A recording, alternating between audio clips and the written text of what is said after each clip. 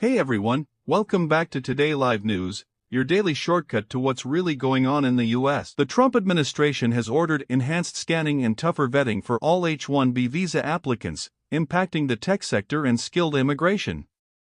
The US has temporarily paused immigration applications from nations on the travel ban list while updated security assessments are conducted.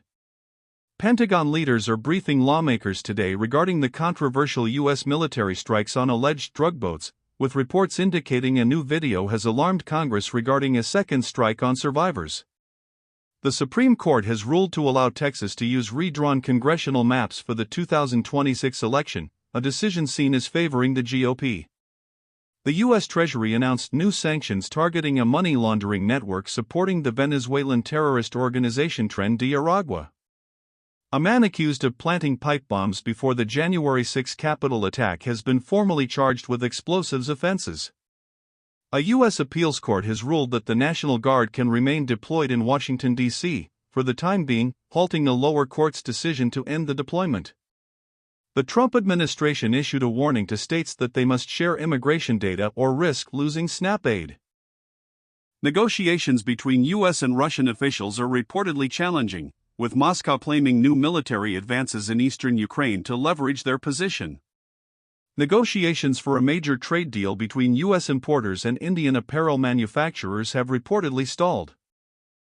The U.S. State Department is ramping up preparations to host the G20 summit, marking the first time the U.S. has hosted the group since 2009.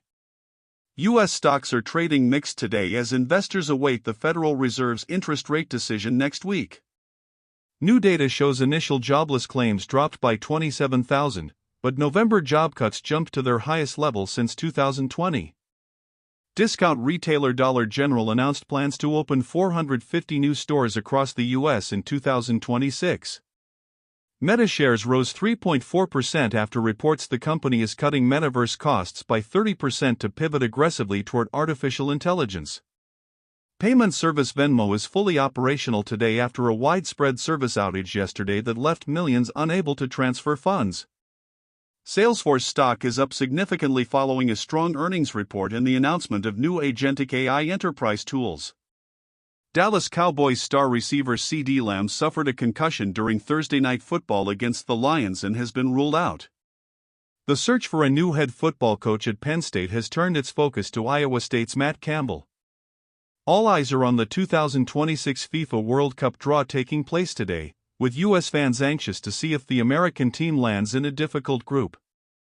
Speculation is heating up around NBA star Giannis Antetokounmpo, with reports of tension in Milwaukee and rumors linking him to other teams. Controversy continues over the college football playoff rankings, with Notre Dame's head coach expressing confusion over their recent drop in the polls. The new George Clooney and Adam Sandler comedy Jay Kelly has hit streaming on Netflix, receiving positive reviews. A Zootopia 2 couple selfie trend is dominating TikTok, with users recreating poses from the movie.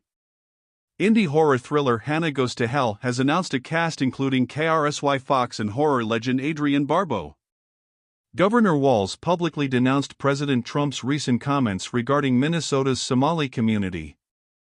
The American Society of Hematology annual meeting kicks off, with major presentations expected on new blood cancer therapies. The European Union has launched an antitrust probe into Meta for blocking rival AI services on WhatsApp. The National Institute of Environmental Health Sciences unveiled a new model today to better study and predict the health effects of extreme heat events on the U.S. population.